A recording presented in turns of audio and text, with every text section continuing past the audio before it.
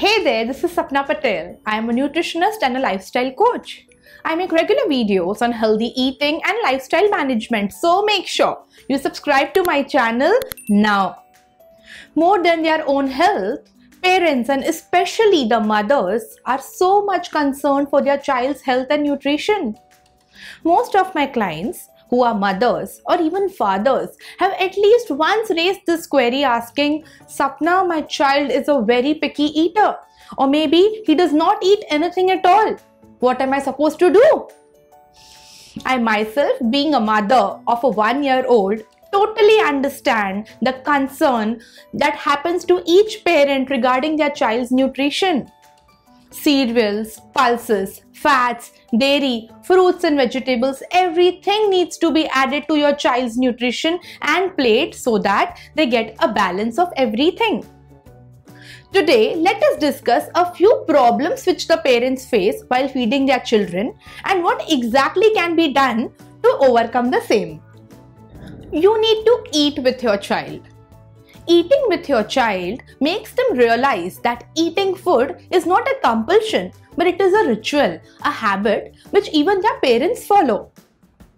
Eating with your children also gives you an idea of what your child's favorite food is. Like for example, my daughter loves potatoes. And how did I figure this out? After she finishes all the potatoes from her plate, she quickly shifts to my plate, picks up my potatoes as well.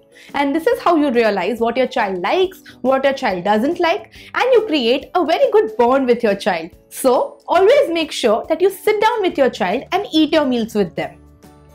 No, it is not at all an easy task to make your child sit down with you and eat the meals.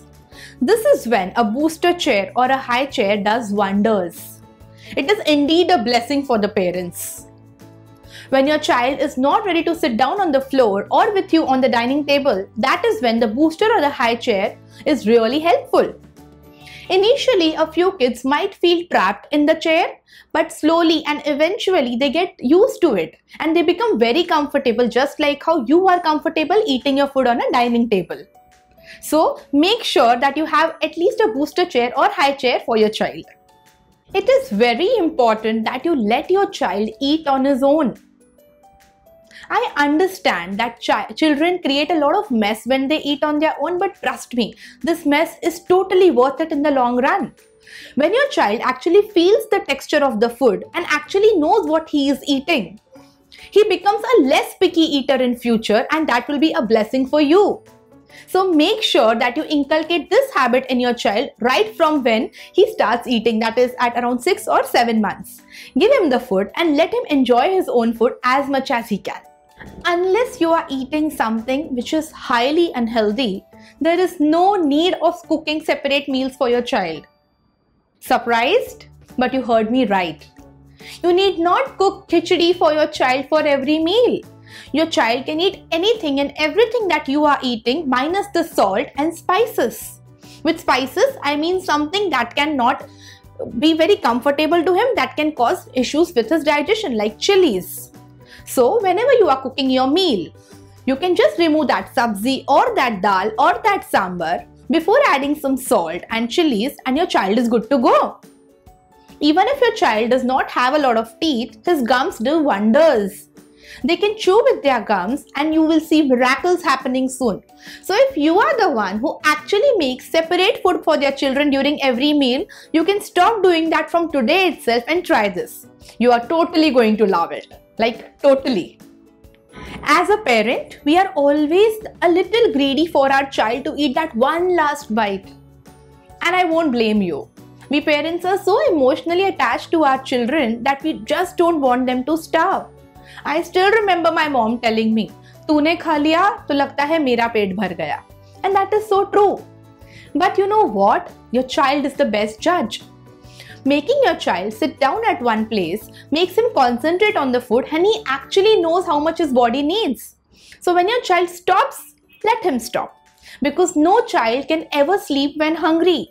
So if your child is sleeping well, know that he is eating well as well. You don't have to compare your child to someone else's child who is of the same age and maybe eats a little more. That is perfectly okay. Even if you have twins, you must have experienced that one of the child might be eating half roti while the other one must be eating one full roti, and that is perfectly okay. No two bodies are same, and we have to learn to respect that. There are many other things which need to be considered when it comes to your child's nutrition. I, as a nutritionist, would advise you not to repeat the same food, the same khichdi, the same dal chawal in your child's nutrition every day. Introduce him to a variety of food items. Include dal, include sabzi, include fruits, include milk, everything in his diet slowly and steadily.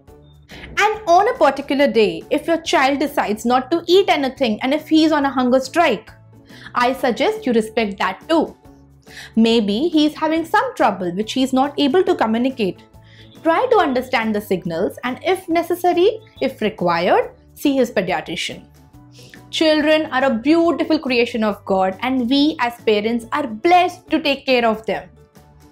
I do customize diet plans for kids, especially for the teenagers and the middle-aged kids who actually need a proper nutrition and balanced diet to fulfill their daily requirements. If you have any doubts, any queries regarding what should your child eat, what should your child not eat, when to introduce a particular food, what should be the daily requirement or any other queries, feel free to comment below and I shall definitely get back to you. Until next time, stay healthy and bye-bye.